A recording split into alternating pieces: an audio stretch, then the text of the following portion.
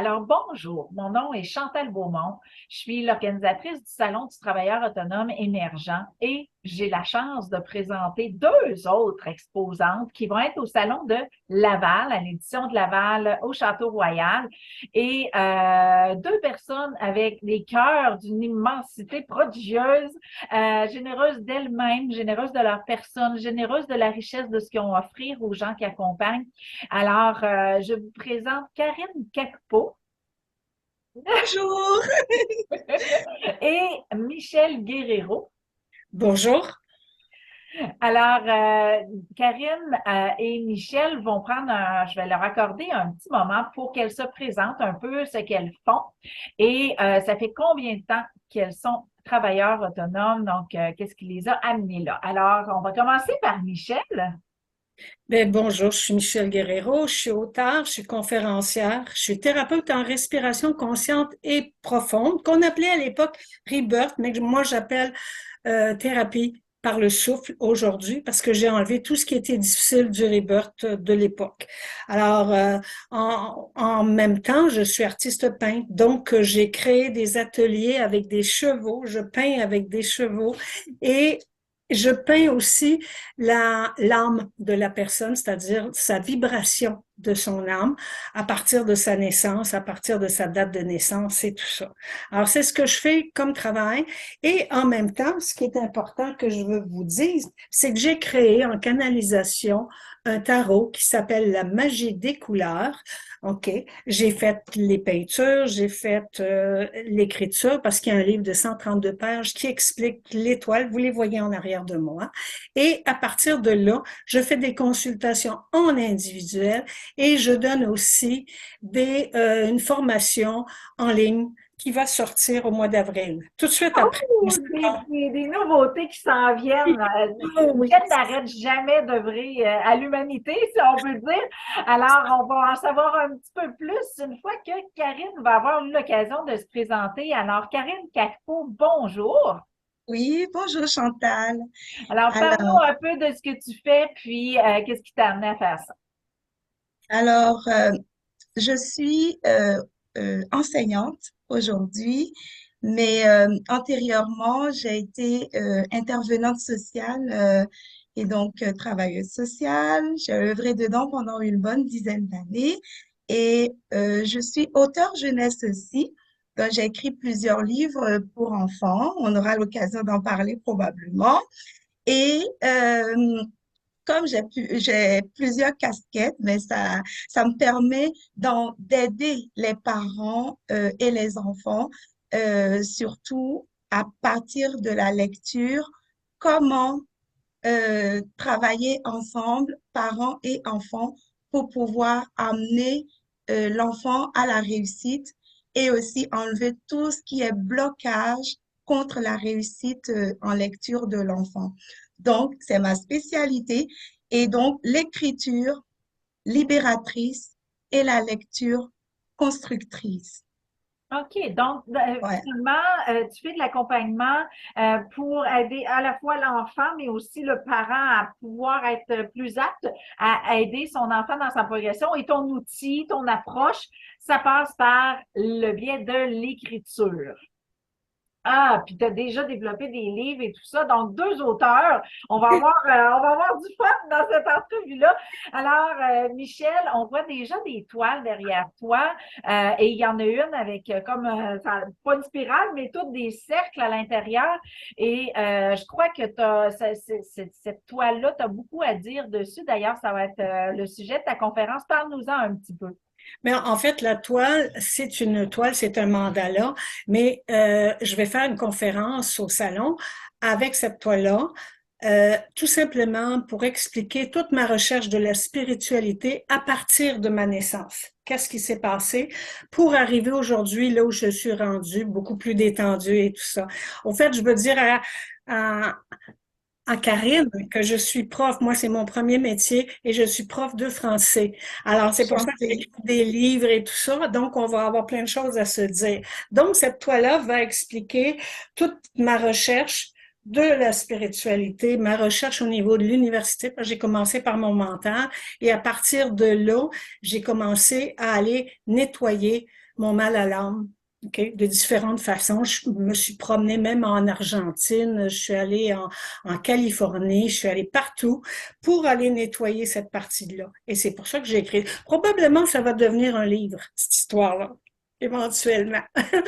Oui, hein, donc quand on se regarde dans le miroir par le biais d'une toile, on a envie d'exprimer ce qui est dedans. Puis je pense que oui, ce serait sûrement un beau cadeau à faire à la société de nous livrer ton parcours parce que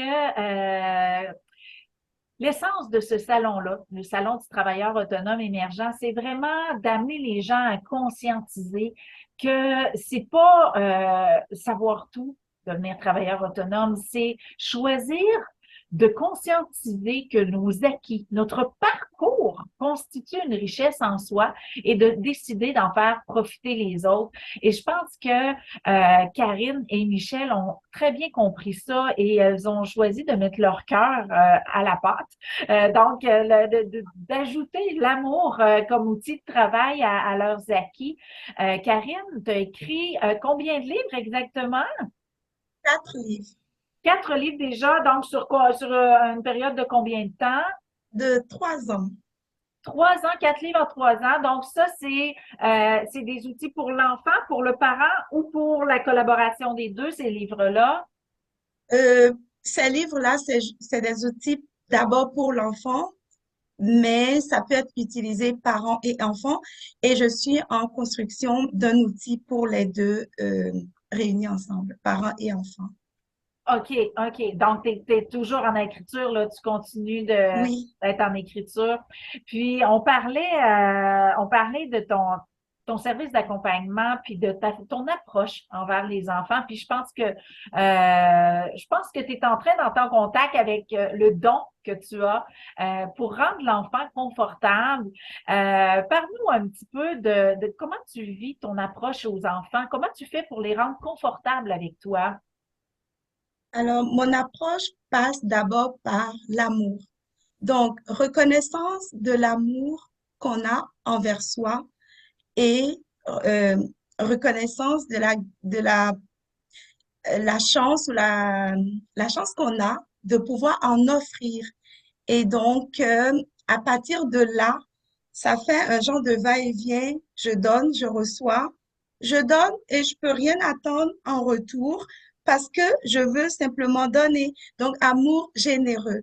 Et donc, mon approche passe par là pour pouvoir aider l'enfant à comprendre le pourquoi de ces blocages et à partir de cet amour-là, toujours autour de la lecture et euh, transposé par l'écriture, on pourrait arriver à accéder, disons, disons, à enlever la bête noire qu'on pense, lecture bête noire, écriture bête noire, et à se servir de cette bête noire-là comme une monture pour pouvoir aller au-dessus de la montagne de la réussite.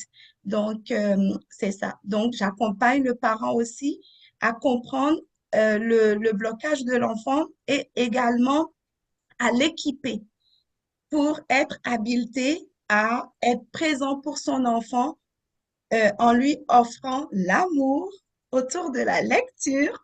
Et cet amour va l'emmener vers la réussite, qui est le rêve tant pour le parent que pour l'enfant. Oui, parce que veut pas, une fois que les obstacles sont effondrés, ben ça rend la relation parent-enfant beaucoup plus agréable, beaucoup plus paisible. Euh, Puis Michel, je crois que tu as quelques livres à ton actif aussi. Oui, Parle-nous un peu de tes livres. OK, mais ce que je veux faire avant, c'est de dire que moi, en tant que travailleur autonome, j'ai eu un centre de croissance qui s'appelait Source de vie Michel Guerrero, dans lequel j'ai formé des gens à travers le Québec au niveau de la respiration consciente et profonde.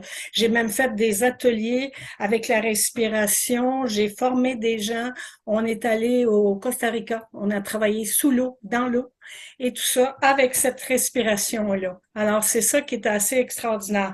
Après ça, je suis retournée dans l'enseignement et là, je suis sortie de l'enseignement, mais j'enseigne tout le temps. Je suis un enseignant né. Alors, le livre que je veux vous parler, c'est L'enfant qui parle Au Pierre, qui est un livre initiatique. Et dans le fond, cet enfant-là, c'est l'enfant intérieur que nous avons. Et c'est des cristaux qui vont expliquer à cet enfant-là comment s'auto-guérir. OK? Et cet enfant-là va se promener à travers le monde. Et bizarrement, ça fait 1 an qu'il est sorti, et il y a un chapitre sur la Russie qui a été écrit là-dedans, parce que je suis médium.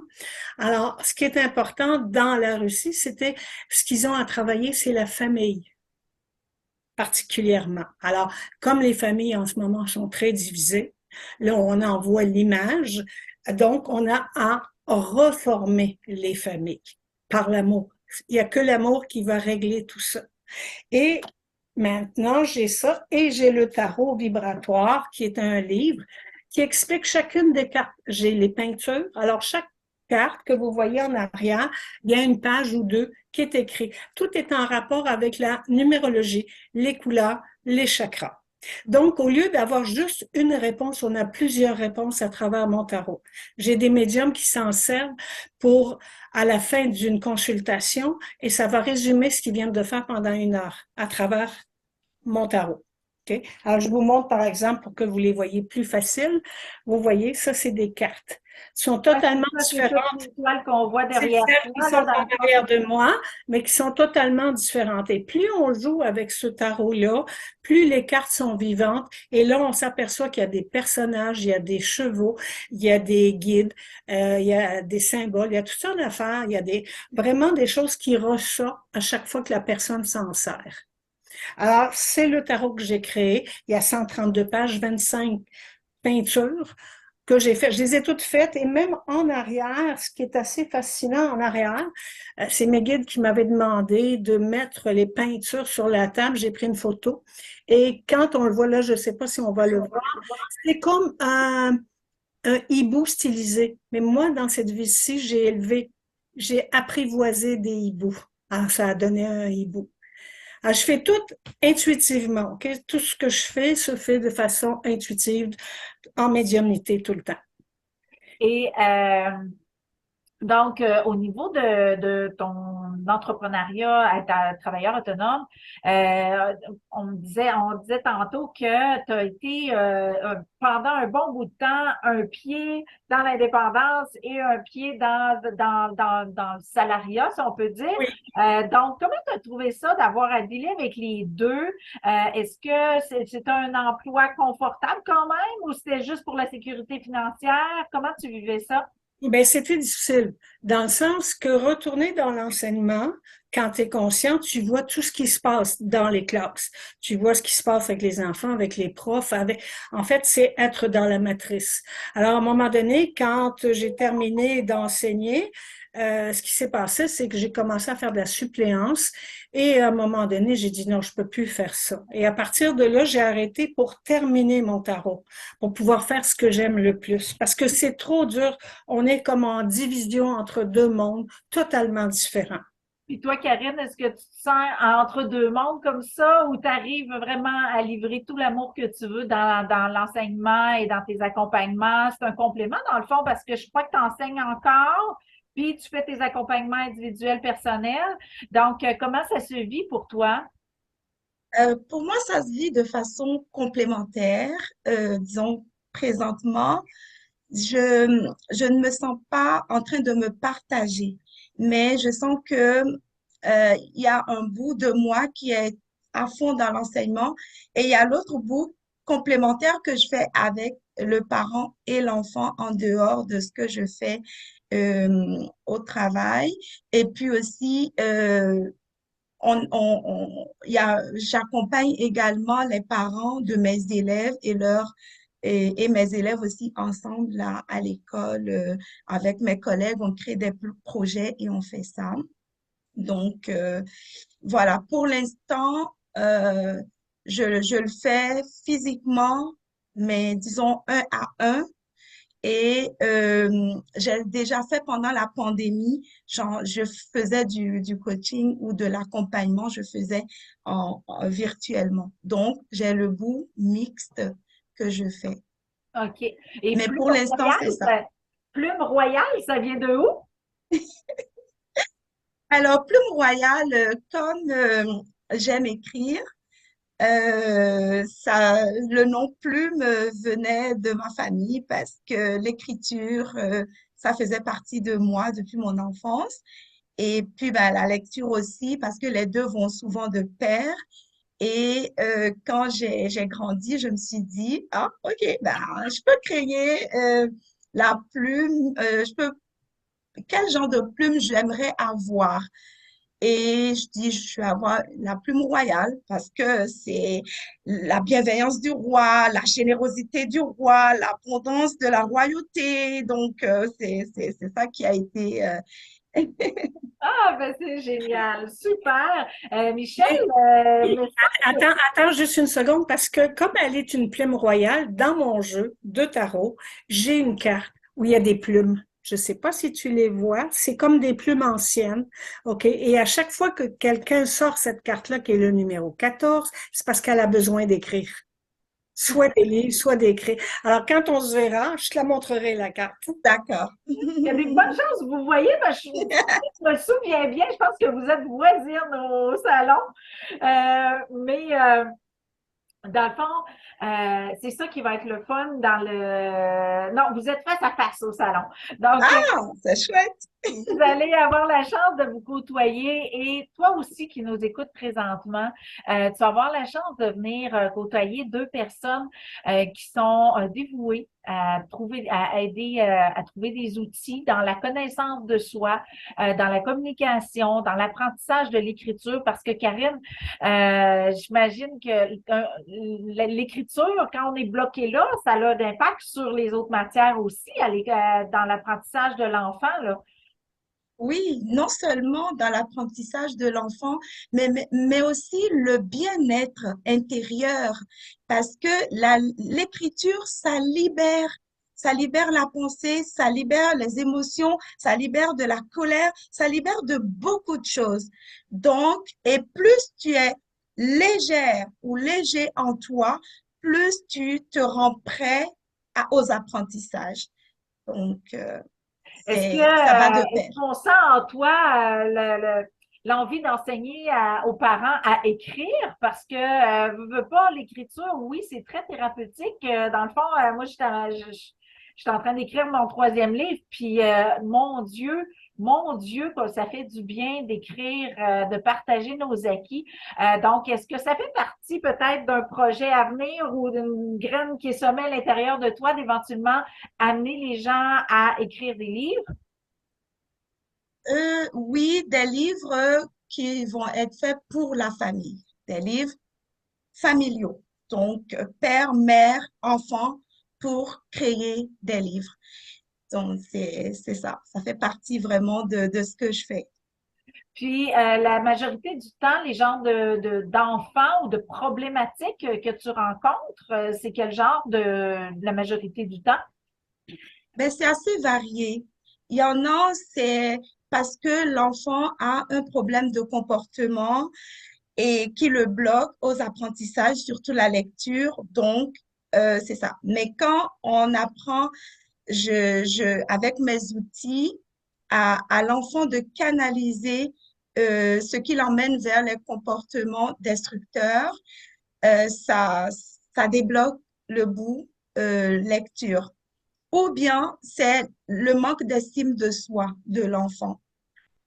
Et tout ça, ben, on travaille avec mon approche. Je vois que tu aimerais parler. Vas-y. Ben, c'est parce que j'imagine, là, je t'écoute parler, puis j'imagine que tu dois être beaucoup avec des enfants, soit des hypersensibles, des empathes, des enfants qui ont moins tendance à être terre à terre. Donc, tu dois avoir développé des outils pour les aider à trouver la pertinence des mots, de l'écriture pour les ancrer.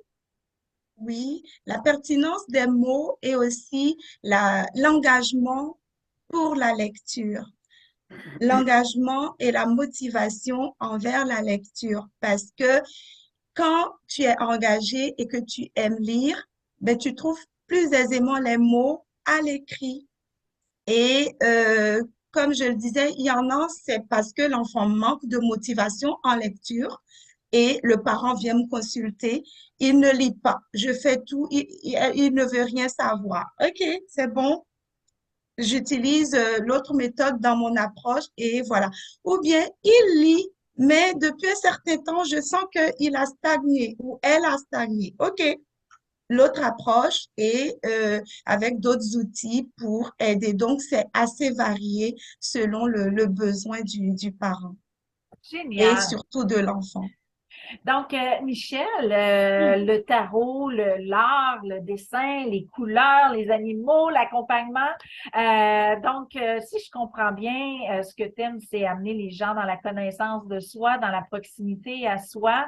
De quelle façon tu accompagnes les gens? Puis c'est quoi ta ligne directrice que tu préfères parmi toutes les avenues que tu as à offrir? Mais en fait, moi, j'amène les gens soit à faire de l'art-thérapie avec la peinture, avec des chevaux. Bon, des chevaux sont avec nous autres parce que en même temps, les chevaux ressentent et voient pas le front qu'on a en avant. Alors, on peint avec nos mains et les chevaux sont autour de nous. Et ils nous font ressentir ce qui est en dedans. Moi, je le fais avec de la méditation, je le fais avec la thérapie par le souffle, OK? Où j'amène les gens à enlever leur blocage émotif, que ça soit la peur, la non-confiance, l'insécurité, ou il s'est passé des séquences dans leur vie difficiles. Donc, je le fais avec la thérapie, je le fais avec le tarot, parce que quand on a une consultation avec moi, ça dure 1 heure et je dis qu'est-ce qui va se passer dans l'année. Mais pendant ce temps-là, la personne, elle réfléchit, elle peut tout enregistrer et en même temps, ça lui ouvre des nouveaux horizons pour aller chercher sa puissance en elle. C'est quoi son estime de soi, mais en même temps, c'est quoi sa mission de vie? Moi, j'amène les gens vers la mission de vie pour OK. s'aligner sur le yin et le yang. OK? Pour qu'on s'enligne vraiment. Alors là, je le fais avec le tarot et là, je vais le faire beaucoup avec la formation de tarot pour développer nos dons. Clairvoyance, clairaudience, intuition, médiumnité. On a tous ces dons-là, mais on ne sait pas comment s'en servir. On s'en sert un petit peu, mais on ne sait pas. C'est dans l'invisible. Alors là, ça va durer pendant 3 mois où il va y avoir des PDF, des exercices, il y a des vidéos. Tout est monté, là. Il reste très peu de choses à faire, là, pour l'ouvrir au monde entier. Ouvrir au monde entier de façon à développer tous ces dons-là chez les gens parce qu'il est temps, on est dans l'ère du cristal. Donc, on va se développer à tous les niveaux. On va grandir dans notre énergie. Et moi, ce que je veux, c'est que les gens soient heureux intérieurement puis extérieurement. Qu'on parle d'amour, oui, mais qu'on parle de l'amour de soi, avec soi d'abord et avant tout. C'est pour ça qu'on est ici sur la planète. Oui, Alors, que les gens commencent à rentrer plus profond que juste la tête, là. Une fois rentrés dans le corps, c'est là oui, qu'on se connecte vraiment à tous nos moyens de communication et ça va au-delà de la parole, de la vue, on peut communiquer bien au-delà de nos sens. c'est ça. Et la même chose avec mon livre sur les cristaux. C'est un roman initiatique, mais de ça, il va y avoir un atelier sur les cristaux, comment s'en servir et comment à la fois s'en servir pour soi, pour les autres. OK? Comment communiquer avec le cristal? Parce qu'on est des cristaux en même temps. Tout ce qui est en face de nous, c'est notre miroir. On a juste à nettoyer. Alors moi, je le fais par les couleurs, je le fais par la respiration, je le fais par des chevaux, je le fais par différentes choses. Et je trouve ça extraordinaire quand tu peux aider les gens comme ça. Oui, parce que on est rendu à entrer en contact avec nos dons au-delà de nos mains, puis au-delà de nos mains, là. On n'est plus dans le faire, on est dans l'être, puis on est capable de communiquer, d'échanger, puis d'œuvrer par tout notre corps. Puis je pense que c'est important que les gens conscientisent ça, puis qu'ils se connectent avec ça. Fait que c'est génial d'avoir des ressources comme Michel. Alors, vous voyez que dans le cadre du salon, il va y avoir vraiment de tout pour vous aider dans votre émergence en tant que travailleur autonome pour reconnaître la richesse de ce que vous avez à offrir et faciliter votre émergence. Donc, il va y avoir des gens comme Michel, comme Karine, qui peuvent vous aider au niveau de votre écriture, de votre communication, de votre connaissance de vous, faire tomber vos limites. Mais il va tellement avoir toutes sortes de choses que c'est vraiment l'occasion de venir prendre, parce qu'il y a souvent des salons de spiritualité, de mieux-être, il y a des salons de santé, de nourriture, mais mais dans ce salon-là, il va y avoir de tout. Donc, c'est ça qui est le fun. On va avoir vraiment, après-midi, j'ai fait une entrevue avec plein de coachs. Donc, eux autres, c'était une batch de coachs. Fait que c'était vraiment comique là, de voir à quel point d'une coach à l'autre, ça peut être très, très, très différent. Et donc, Michel et Karine vont faire partie de cette belle variété-là de gens de cœur. Et j'imagine que Michel et Karine, vous allez parler autant de ce que vous faites au niveau professionnel que de votre parcours d'entrepreneur. Donc, je sais que Michel va donner 2 conférences, donc on va avoir la chance de découvrir ton parcours, ton émergence d'entrepreneur et non pas seulement ce que tu fais là comme œuvre. Oui, oui. C'est-à-dire que la première conférence va être sur le tarot. Je vais faire directement de la voyance avec les gens qui sont là. Je vais expliquer la vibration des couleurs et tout ça. Mais souvent, je suis en canal, puis automatiquement, je donne une réponse aux personnes.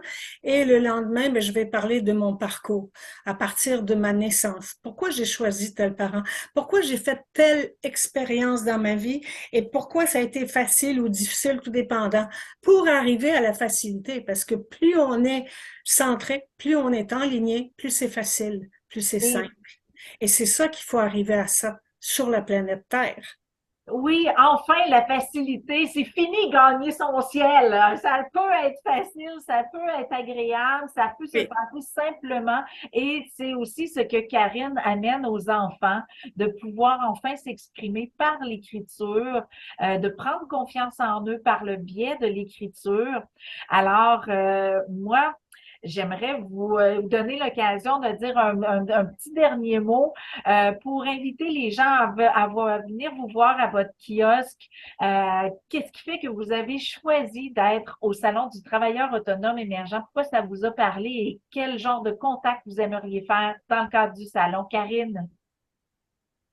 Alors, j'ai choisi ce salon parce que je suis dans une phase où j'ai besoin de me déployer et aussi d'aller explorer d'autres zones cachées en moi.